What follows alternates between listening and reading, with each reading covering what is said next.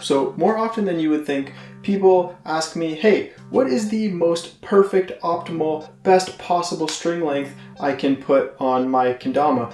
And I always say, I don't know. It really is something that comes down to personal preference, but I did find a way myself that I've been having a fun time with to restring and test a whole bunch of different kendama string lengths without having to untie, restring, cut with scissors, and tie again the traditional way. It's a simple way to modify your string length over and over again, nice and easily, so you can test different lengths. Anyways, we'll start with the method. Of course, you have to start with a string that is, the max length that you want. There's not going to be any way to get a longer size than the string you start with. So start with the string as long as you want. And then you're going to have it strung up as normal with the bead through the tama and then through the serrato as normal. Where it gets more interesting is you go through the ken sword part as normal. And just at the back where you see that little indentation, that's usually where you tie off the string and tie a knot to secure it.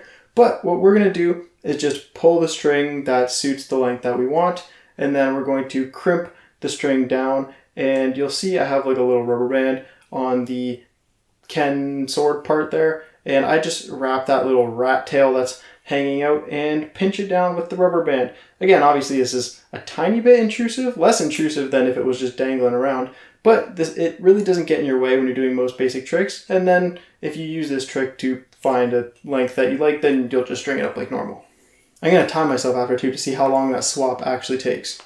Anyway, so assuming you crimped it at the absolute longest possible length you have, what use is this? Well, a long string actually is good for practicing a whole bunch of stuff. Something like, juggles, or even string tricks in general. Anything as a beginner, especially that you're trying to get used to, a long string can make stuff a lot easier. I'm thinking stuff even for me, maybe a lighthouse flip is something that with a shorter string, it's gonna like yoink. Any trick that you find yourself practicing and you're getting all caught up in the string and it's yanking stuff around, try it with your longest setting and see. It could be a much easier way for you to practice some of those more difficult tricks. Ooh. Why is it always leaning like that? Whoa, first try. But yeah, really the whole point of this is to test some abnormally shorter strings. So let's go for a no finger string. This is like a 4-finger. People like 6, 7, 8. Let's see what we can do on a no finger string. I'm going to time this to see how long this string lengthening process actually takes. So imagine you would normally have to cut, tie, string tool, all this stuff. No, we're going to see how long this takes start to finish. So I'm at 4-finger string. Let's go for a no finger string and start the timer now. Okay, I'm going for my restringing this, and I'm going to start by just taking some length here. Something like that. Is that going to be no fingers? We kind of got to get a rough idea first. We need to let out a little bit more string. So I'm going to let out a little bit more, slide this up a little bit, pull it a little bit, maybe something like that. Let's test. Oh yeah, it's going to be pretty good. I could stop right there, but I'm even going to get it more perfect. Because we got the time. Look, this is taking like no time. And then I got this little rat tail of string hanging out. I'm just going to wrap it around. And I'm going to... Is the timer still going? Probably. I don't think we're done quite yet. Put the elastic over there. Oh, see, my elastic's folded. That shouldn't cut into our time. Anyways, we're done there. That's all wrapped up nice and neat and out of the way. And we've got... boom, exactly what we wanted. A no finger string, just like that, just as easy as that. With this, it's not that crazy. All the basics are still going to be very possible, albeit maybe a little more difficult, because we'll have less flexibility, less room to work with, more likely that our string's gonna catch our stuff and cause problems, but it's really not that bad. All the people, like the old school kendama players, are probably saying, "Ooh, back in my day, every string was a no finger string. We had to learn it all the hard way, and sticky paint on our things. Everything was hard. The string, you think a string's going on? String beans." All that to say, a no finger string is not that crazy, but in today's modern age with 3, 4, 5, 6, 7, 8, 9, 10 finger long strings, this is a bit shorter. But how can we make it useful? Well, for me, like inside of a small room all the time next to breakable things and over top of a hardwood floor, there are some tricks that I just consider outdoor tricks. But with a shorter string, some of these tricks become much more possible, and this becomes almost like a little training tool. One of these tricks for me is the goon circle, which I'm always way too scared to do inside. I think I've hit a couple out in the backyard, but other than that, I just avoid doing that inside. But with this little training tool, I'm gonna do it right now.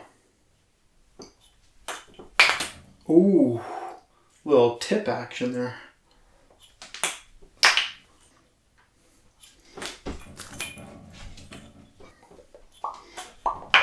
Ooh. Oh, boom, just like that. I'm genuinely way too scared to try that inside with a regular length string. And now with this little trick, I've just created a goon circle training tool, and I might pick this up and do that a lot more often, get more practice in than I ever would. So we used this string lengthening and de-lengthening trick to create a useful little training tool. But what if we just go absolutely stinky with it and create something stupidly unuseful, which would be the shortest possible string length on a kendama? Now, there's going to be some caveats here. The shortest possible string length would be if the tama was like literally stuck right here, which this is not that much fun to me.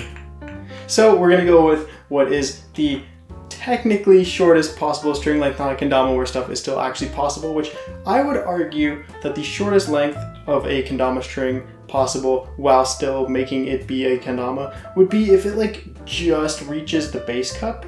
Obviously then it would reach all the cups. That's like the max thing you need to reach. So I'm gonna string it up like that and see what we can do on a kendama with that tiny length. Let's see, how small is that even gonna be? Well, good thing we can test it out nice and simple and quickly. We can go even shorter than that. Oh my god. Me measuring my height when I have shoes on. I think that's it. Let me wrap this freaking bad boy up. Me in ancient Egypt when my leader dies. Boom, here it is. This is about a -6 or 7 finger string. With something like this, of course, it's kind of ridiculous. Even the most basic stuff is going to be pretty much impossible. Oh, I couldn't even get to spike because you saw the string give a little yoink there. I think, is earth turn possible? Barely. Oh my god. Look how I'm trying to get off of it for earth turn. It's like not even possible. Oh, unless I go maybe like this way, like sideways ways. Oh, maybe we can do that. Dude, the string just moves it like guaranteed. I don't think that's possible. We can't. Can I get to the bass cup? I know it reaches, but can we get to it? Oh my god. Oh, there's the bass cup right there. I think we can like... There's a new one, eh? There's a new one. The earth turn basically turned everything into a yank, so I think a yank might be doable.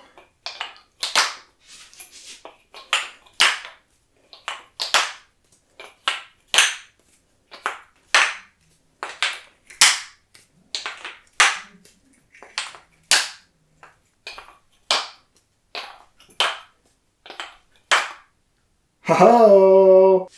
Oh, J-stick. Oh, okay. That's kind of, I didn't even like pull up. Here's something new maybe. Like a typical airplane, you'd have to like swing out, pull up, and have it land in. But this is almost like a yank.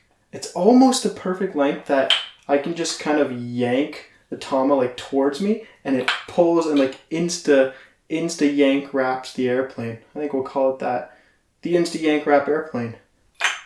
Oh, see, it almost went in there. Oh, that's satisfying. Oh, that's satisfying. It didn't even go in yet. See how much... Oh, it was in. That was just like a little tease. Just a little dip. A little dip in my pool. We can get that one in there. The insta-yank airplane, come on. Oh, that was not clean enough. That was not clean enough. I guess I gotta not give it so much force on the way out, but it just comes at me with so much freaking oomph and power that I want to... Nope, not enough. I've come too far to settle. Oh, it's right there. Oh, if I twist this to me, see how it's poking it? every time. Oh, that was okay. Oh, that was not bad. Oh, okay, that one was probably clean enough. It rattled in there a little bit, but as you can see, this is bringing me a whole bunch of joy. And you should try this string lengthening trick to discover a whole bunch of new fun stuff for yourself, and then use it in the practical manner where you test actual usable string lengths simply and easily so you can find what size you want to tie your string off for realsies. So do that. It's fun. It's a good time. And I think that's pretty much it. So I'll probably just cut